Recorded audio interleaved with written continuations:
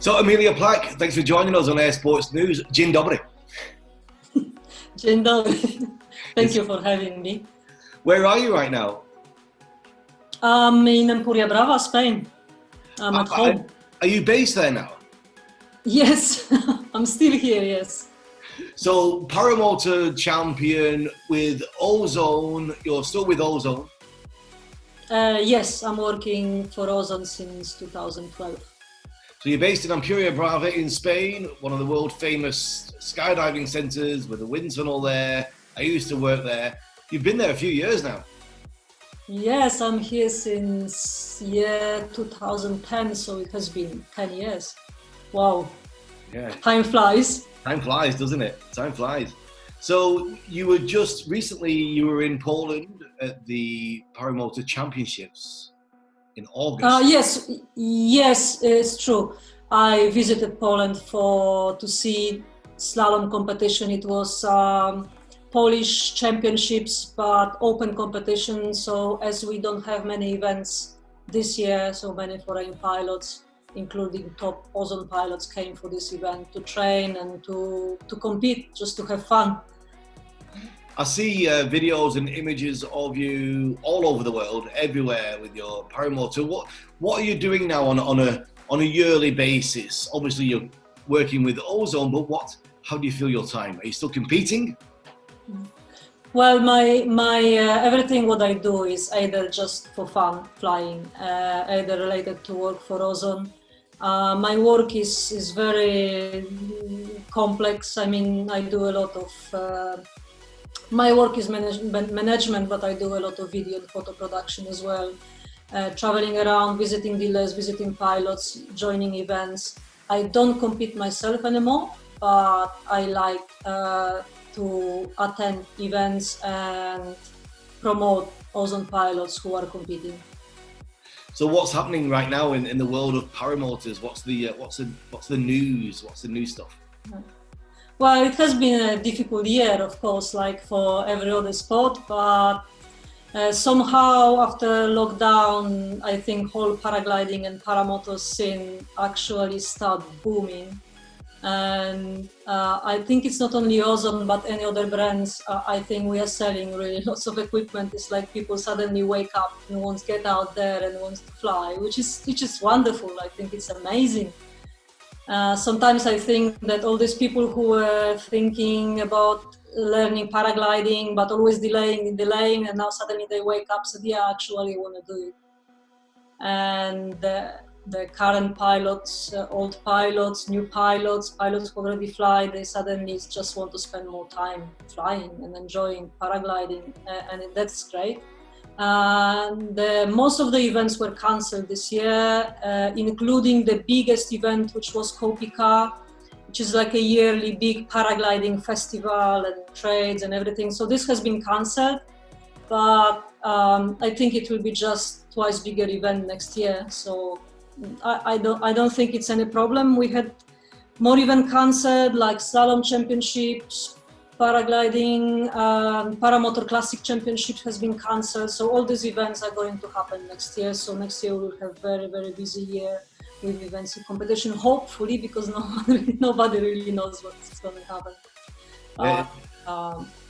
Apart from this, I think we're just doing our usual work, working on the new models, testing wings, getting ready for new. All my new models for this year came out really late, because instead of launching them early in spring, we delay everything for actually now September.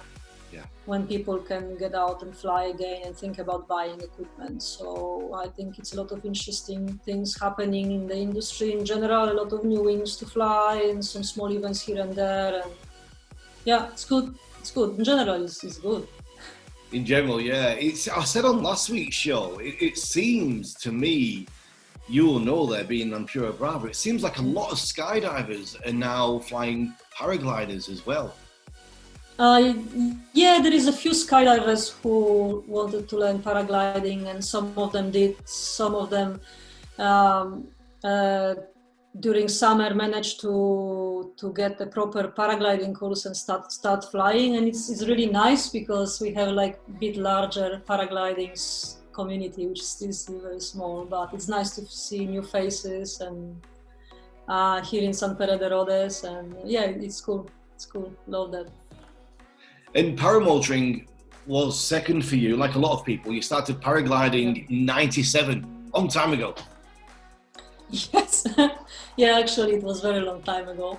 I started paragliding in '97, but for the next 3 years I didn't have really money to buy my own equipment. So my proper flying started in the year 2000, including paramotoring. In the end of 2000, I did my first paramotor flight, and that's stayed my business and my passion.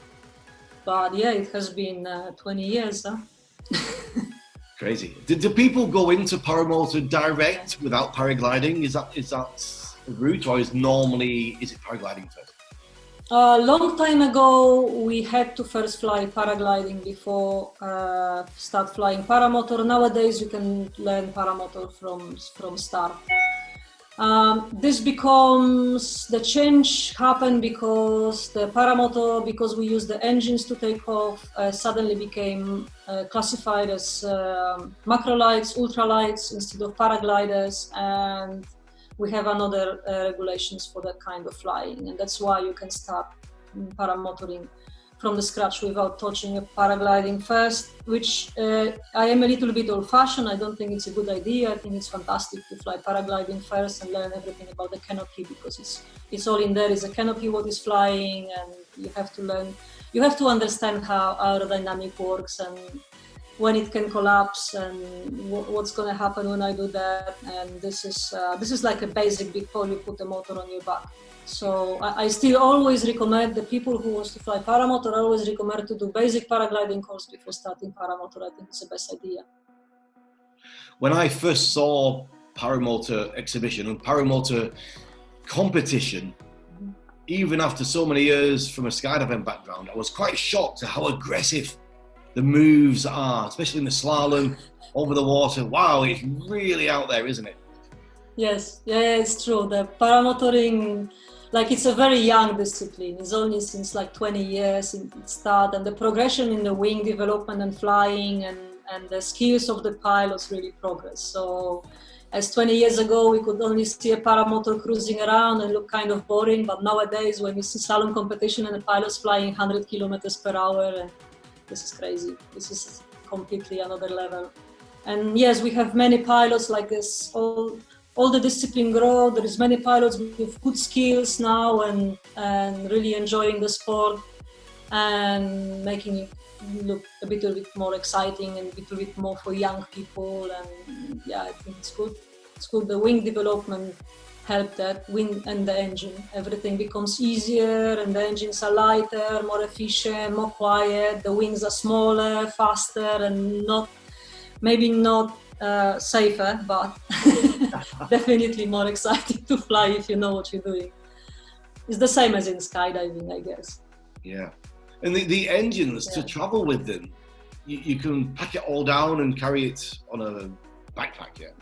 Yes, it's true that many engines, paramotor manufacturers went in a direction of lightweight and very compact designs, which is good, which helps me to travel as well. Yeah, that's great.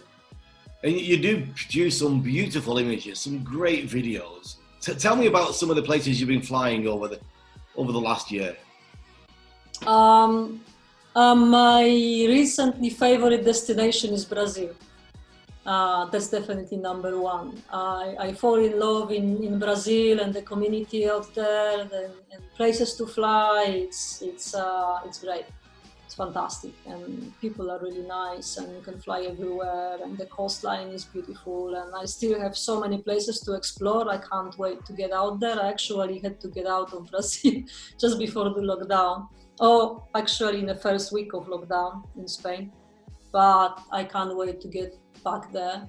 Apart from this, I have been traveling to New Zealand a lot recently, for the past 4 years, nearly every winter, spending 2-3 months in there, and this is the country to explore in paramotor. It's fantastic. It has been always my dream since many, many years, and suddenly I made it happen, and I kept coming back. Many places in US, and yeah, I always like coming back to Dubai as well, and fly in the desert. I like the small community in there, and yeah, very nice people as well. And how is it now then with the pandemic for travel for you in paramotoring? Can you actually go anywhere at the moment, or are you stuck there in Spain? No, I think actually in theory I could go. It's just the common sense, maybe Yeah. not. It's not the best idea, but we can't travel to US. I would love to go there, finish some video projects. At the moment I can't. I would love to come back to Brazil, and I think we are allowed, but maybe it's not the best idea. I'm just waiting, to be honest. I'm waiting until it all calms down and is a little bit easier, because earlier in March I put myself in a very bad situation, having have to come back to Spain in a rush. It was very stressful, and I don't want to be in this position again. Yes. Yeah, I think we all are. So I think it's like a good common sense to explore the local area at the moment. We have so many really good places to fly around here, like within 4-hour drive. It's really, really good. It's a beautiful. So it's better to stay and do that. And yeah, just I'm delaying all my travel for next year. How did the Brazil project come about? What was the start of that? Did you go with the company, or were you invited, or did you just go by yourself? I am very lucky to have a fantastic Ozone dealer in Brazil, which is Daniel Rodriguez, who always welcome us in Brazil. And the idea was to travel with a new wings, new Speedster 3 and the Mojo Power 2 to make some videos, photo and video in the new location. So that was the project. Everything was for Ozone and for Daniel as well, to meet local pilots and bring him some wings to try and to participate in the project. He's always keen to do that. So usually a lot of my travel actually happens like that. I'm very lucky to have this fantastic community all around the world. There is always somebody who welcome me in the country and show around to fly and to do something interesting. And I always, like, since so many years I travel like that, and I feel so lucky to have this opportunity, because I think it's really special. And we have to touch on a little bit 2012 being world champion. Tell me about that. Yeah, it was such a long time ago. I nearly forget about it. It's funny because, as I said before, the paramotor is very young discipline, so we have been fighting. There is not many female pilots in a paramotoring, especially in a competition. I think it's a bit difficult and complex competition to do, and physically tired as well. And so for many years there was no female category in paramotor championships. In 2009, for example, was my first world championships, and I was 4th in general classification, which was my biggest achievement in any international competition. But I didn't even get any kind of medal or awards or recognition, because there was no category for female, because I missed the podium of overall then. And so for many years, female pilots were fighting with FII for getting our own category. And 2012 was the first paramotor championships where I could win officially gold medal for the female pilots. So that's what I always wanted to do since I started competition, and that's what I did in 2012. And actually after that, I gave up. I stopped. It was my goal achieved, done. Yeah. And then in 2013, I did first slalom world championships, and after that, I stopped competition. So, yeah, for me, what was the goal. But paramotor competition at that time were really complex. The classic competition, we have navigation, economy, speed, precision, and all these elements combined together makes each task can be very complex and very difficult. And we have to wake up before sunrise, go to bed after sunset, sometimes have very little time to prepare the engine in case of broke down for the next task. Is tiring, is stressful, and it's a lot of preparation. It takes so much time and energy to do that. like you really have to commit. It's a high level competition with many pilots, and yeah, it's a commitment. Yeah, that's why I gave up, because I prefer to focus on what I like the best, which is traveling, just for pictures, video projects, for other projects, works for Ozone. It was exciting times, but yeah, I started competition 2008, finished 2013, so it's enough. What was the your transition to be with the Ozone? How did that come about? I started working in paramotor industry in year 2000, when me and my partner were running our own business, building paramotors and teaching and selling wings in Poland. I was running this company until 2010, so quite a few years, and attended many international events and competitions as well at that time, but as a Polish team leader at that time, not as a competing pilot. Yes. And then in 2010, I was offered a job of, I was managing sales in another brand in Paramania. But after 1 year and a half, I resigned. I left the job, but meantime, I fall in love in Ozone wings, because they were just good designs, and every pilot have personal preference, what we want to fly, what we are searching in a sport and in a wing exactly, and the features of the wings of Ozone really suits me very well at that time, and I simply ask Ozone if they need a manager for the paramotor department. They say yes. So that's how it happened. Yes. It's a good way of getting the job. Yes, it's a good way of getting a job. I think I was already a little bit known for what I have done for Paramania, and it's not really, I think I just have, paramotor community is still quite small, and it's not easy to get good person to work, because it's not many people who has experience in so many areas as I had. So I used to have instruction, I used to teach paramotor, building paramotor, selling gliders and teaching, and so I knew the community really well, and I was known as well, which helps making contacts. And I think, yeah, me and Ozone was a good match, so it was a good choice for me and for Ozone, because I managed to grow the company as well quite well. So yeah, I sometimes say I was in a good place in a good time.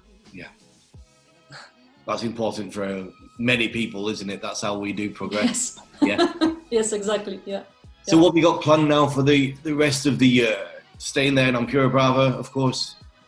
Actually, me and my partner, we bought a new camper van, so we are very excited to get it by the end of October. We are going to pack all our toys, paramotors, bicycles, and kite surf equipment, and go down south to Portugal and travel a bit around Spain. And hopefully Portugal if it's open, but we have many friends living out there, so that's what we plan for end of this year. Fantastic. Yeah. Well, that's a good place to end it. I look forward to seeing your travels and seeing your adventures. Well, Emmy, thanks very much for joining us on Air Sports News. It's been a pleasure. Oh, thank you very much. You take care.